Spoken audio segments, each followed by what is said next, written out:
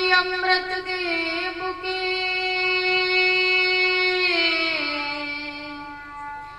Page चरण नवाओ शीस भर मुजाल सब में तिया पालक दई शीस।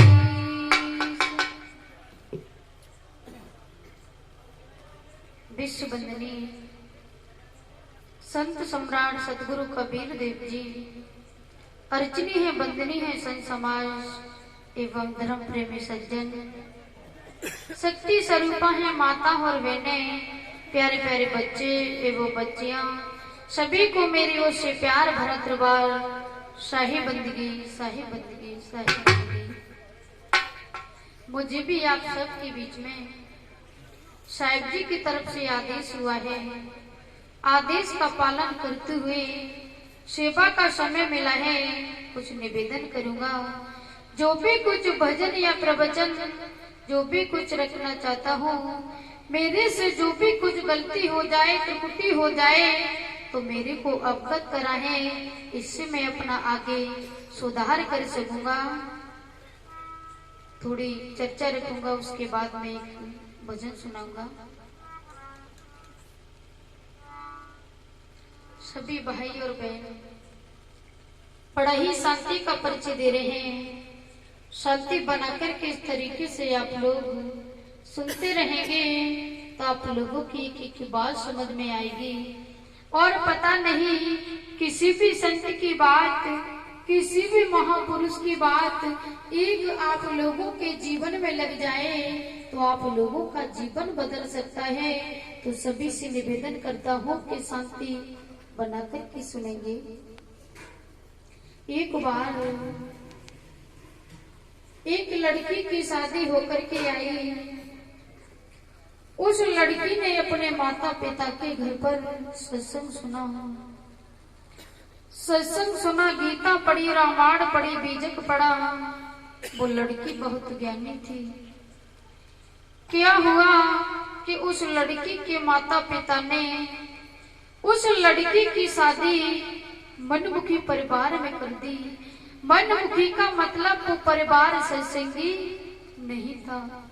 लड़की ससुराल में पहुंच जाती है, आराम से रहने लगी। शादी कुछ 7 साल हो जाते हैं। एक दिन क्या हुआ कि उस लड़की के द्वार पर कोई महात्मा सन्यासी भिक्षा मांगने के लिए आए। उस लड़की ने उस महात्मा को भिक्षा तो डाल दी, पर अपना एक प्रश्न किया। उस लड़की ने महात्मा से कहा कि इतना जल्दी क्यों? महात्मा ने कहा कि मुझे डर लग रहा। महात्मा जी भिक्षा लेकर के उस लड़की के घर पर थोड़ी देर और ठहर जाते हैं, अपनी बात छेड़ देते हैं। कहने लगे, बताओ बेटा आपकी उम्र कितनी है? उस लड़की ने कहा कि मेरी उम्र अभी 5 वर्ष की है। अच्छा तो बेटा ये बताओ आपके घर में आपकी सासू माँ होंगी, उनकी उम्र कितनी है? उस लड़की ने कहा कि मेरी सासू माँ की उम्र अभी 2.5 वर्ष की है। उस लड़की का ससुर कहीं से सुन रहा, सोच रहा है कि कम से कम 20-22 वर्ष की एज है, उम्र है। अपनी उम्र 5 वर्ष की बता रही है और सासू माँ की उम्र तो 2.5 वर्ष की बता रही है। झूठ की भी कोई सीमा होती है। महात्मा जी तीसरा प्रश्न करते हैं। कहने लगे कि बेटा आपके घर में जो आपके पति देव हैं उनकी उम्र कितनी है? उस लड़की ने कहा कि मेरे पति की उम्र अभी 1 वर्ष की है। अच्छा तो बेटा ये बताओ आपके घर में आपके ससुर साहब होंगे, उनकी उम्र कितनी है? उस लड़की ने कहा कि मेरे ससुर साहब का तो अभी जन्म ही नहीं हुआ है। ससुर के पारा चढ़ गया, क्रोध में जलने लगा। दूसरा दिन हुआ, लड़की के माता पिता के लिए फोन कर दिया। लड़की के माता पिता को बुलवा लिया। इधर से सभी लोगों को इकट्ठा किया। कहीं अपने बीच गांव में पंचायत रख देता है उस पंचायत में खुद खड़ा हो जाता है और अपनी बहू को खड़ा कर देता है।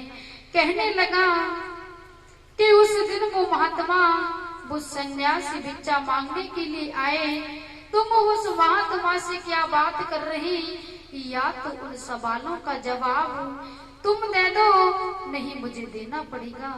उस लड़की ने कहा कि चलो कोई बात नहीं, मैं ही कह देती हूँ। उस लड़की ने कहा कि पहले जब महात्मा जी भिक्षा मांगने के लिए आए तो मैंने महात्मा को भिक्षा तो डाल दी, पर अपना एक प्रश्न किया। मैंने महात्मा से कहा कि इतना जल्दी क्यों? इतना जल्दी का मतलब मेरे भाई और बहनों, वो नई अवस्था के ही महात्मा थे। महात्मा भी युवा थे, जवान थे। अगर कोई नई अवस्था का कोई महात्मा बनता है, सन्यासी बनता है, तो सभी लोग प्रश्न करते हैं, सवाल करते हैं, कहते हैं कि आप इतना जल्दी महात्मा क्यों बन गए। लोग मेरे से भी जाने क्या क्या कहते हैं, जाने क्या क्या पूछते हैं, जाने कैसे कैसे सवाल करते हैं, मैं तो यहाँ पे कह भी नहीं सकता हूँ। तो उस महात्मा ने कहा कि मुझे डर लग रहा। डर का मतलब इस जीवन का कोई भरोसा नहीं, न जाने कौन सी गली में अंधेरा हो जाए, न जाने जलते जलते ये दीपक न जाने कब बुझ जाए, क्या पता इस जीवन की सांझ न जाने कहाँ हो जाए। महात्मा ने कहा कि बेटा मुझे डर लग रहा कि इस जीवन का कोई भरोसा नहीं, इसलिए मैं इतना जल्दी महात्मा बन गया। उस लड़के का ससुर कहने लगा कि तुमने अपनी उम्र तो 5 वर्ष की ही बताई। उस लड़की ने कहा कि जब से मैं अपने माता पिता के घर पर थी, गुरु से दीक्षा ली, उपदेश लिया है, कंठी ली है, जब से मुझे अभी 5 वर्ष हुआ है, अभी मेरा नया जन्म हुआ है। और मेरे भाई और बहनों, जो शरीर का जो जन्म होता है वो माता पिता के द्वारा होता है, और जो दूसरा जन्म होता है वो गुरु के द्वारा होता है। उस लड़की का ससुर कहने लगा कि तुमने अपनी सासू माँ की उम्र तो 2.5 वर्ष की ही बताई। उस लड़की ने कहा कि जिस दिन से मैं इस घर में आई हूँ, इस सत्संग से मैंने अपनी सासू माँ को जोड़ा है। जब से उन्होंने गुरु से दीक्षा ली, उपदेश लिया है, कंठी ली है, जब से अभी उनको 2.5 वर्ष हुआ है, अभी उनका भी नया जन्म हुआ है। और इस सत्संग से मैंने अपने पति देव को जोड़ा है। जब से अभी उनको भी 1 वर्ष हुआ है, अभी उनका भी नया जन्म हुआ है। और आप लोगों ने तो हमारी बातों को ही नहीं सुना है, अभी आपका तो जन्म ही नहीं हुआ है। मेरे भाई और बहनों, जो बिना गुरु के जो जीवन होता है वो जीवन नहीं होता।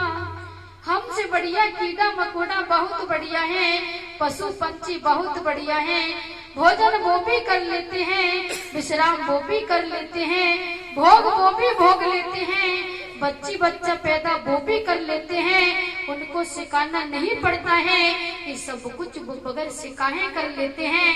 अगर मनुष्य होकर के भी इतना ही काम हम और आप लोगों ने किया तो हमें और पशुओं में कोई अंतर नहीं। उस लड़की का ससुर जागृत हो गया, कहने लगा कि बेटा मैं बड़े अज्ञान की गहरी नींद में सो रहा, तूने मेरे को जगा दिया, तूने मेरी आंखों को खोल दिया। मैं भी अब आपके साथ सत्संग में चलूंगा, मैं भी अब अपने जीवन में गुरु बनाऊंगा, मैं भी अब निगुरा नहीं मरूंगा। आप लोग वेद पढ़ते होंगे, शास्त्र पढ़ते होंगे, रामायण गीता पढ़ते होंगे, बीजक पढ़ते होंगे, उनमें भी लिखा है क्योंकि बिना गुरु के कल्याण नहीं होता है। जिनको हम राम कहते हैं, कृष्ण कहते हैं, मर्यादा पुरुषोत्तम कहते हैं, इन्होंने भी अपने जीवन में गुरु बना है। कहा है कि राम कृष्ण से को बड़ा, राम कृष्ण से को बड़ा, उन्होंने गुरु कीन, 3 लोक के बोधनी, गुरु आगे आधीन। वो भी कहते हैं कि गुरु बिन भवन की तरह ही न कोई, वो भी कहते हैं कि बिना गुरु के कोई तर नहीं सकता है। तो सभी से निवेदन करता हूँ कि हम सबको अपने जीवन में गुरु बनाना बहुत जरूरी है, आवश्यक है, क्योंकि बिना गुरु के कल्याण नहीं होता है। हमें जो मानव का शरीर मिला है तो बड़े सौभाग्य से मिला है। हम और आप लोगों के कुछ पिछले जन्म के कुछ पुण्य उदय होते हैं। जब एक बार मानव का शरीर मिला है, लग 84 योनियों में चले जाओगे, कीड़ा मकोड़ा बन जाओगे, पशु पंछी बन जाओगे। आप लोग वहां पर सोचो कि हम सत्संग में जाएंगे, आश्रम पर जाएंगे, संतों को बुलाकर के अपने घर पर माइक लगाएंगे, टेंट लगाएंगे, संतों की बाणी को सुनेंगे। तो मेरे भाई और बहनों, वहां पर ऐसा कुछ नहीं होता है। जो मानव का शरीर मिला है, सुंदर समय मिला है, अनमोल समय मिला है, इस समय हमारे हाथों से निकल जाता है, वो लौट करके द्वारा नहीं आता है। तो हम सबको अपना जीवन जागृत होकर के जीना चाहिए। हम सबको सत्संग में आना चाहिए, अपनी बेटी और बेटाओं को सत्संग में लाना चाहिए। हमें ध्यान, भजन, भक्ति, साधना करना चाहिए, सत्संग करना चाहिए। और कब करना चाहिए? ये सब कुछ हमें जवानी में करना चाहिए। बहुत लोग कहते हैं कि अभी हमारे पास समय नहीं है, अभी बच्चों की शादी करनी है, बच्चों की नौकरी लगवानी है, घर मकान बनवाना है, प्लॉट खरीदना है, खेती खरीदनी है। मैं कहता हूँ कि आप लोगों का वो भी काम होता रहेगा और आप लोगों का ये भी काम संभलता रहेगा। तो मेरे भाई और बहनों, हमें भक्ति करना है, साधना करना है, जो भी कुछ करना है हमें जवानी में करना चाहिए, क्योंकि भजन बुढ़ापे में नहीं होता है। आप लोगों ने सुना होगा कि हर फल पकने के बाद महंगा हो जाता है। ये मनुष्य रूपी एक ऐसा फल है कि जो पकने के बाद बहुत सस्ता हो जाता है, इसे कोई लेने के लिए तैयार नहीं होता है। बुढ़ापे में छोटा वाला बेटा भी मना कर देता है, बड़ा वाला बेटा भी बुढ़ापे में मना कर देता है। कहते हैं कि 10 दिन माता पिता को रोटी तुम खिलाओ और 10 दिन माता पिता को रोटी मैं खिलाऊंगा। तो मेरे भाई और बहनों, बुढ़ापे में 2 रोटियां का भी दुर्लभ हो जाता है। पर आप लोग भक्ति और सत्संग की बात करते हैं। भक्ति भजन जो भी कुछ करना है जवानी में करना चाहिए, बुढ़ापे में कुछ भी नहीं होता है। तो उस लड़की का ससुर जागृत हो गया। वो लड़की क्या कहने लगी कि भजन सुनाऊंगा। मेरा समय ज्यादा हो जाता है, बहुत कोशिश करता हूँ।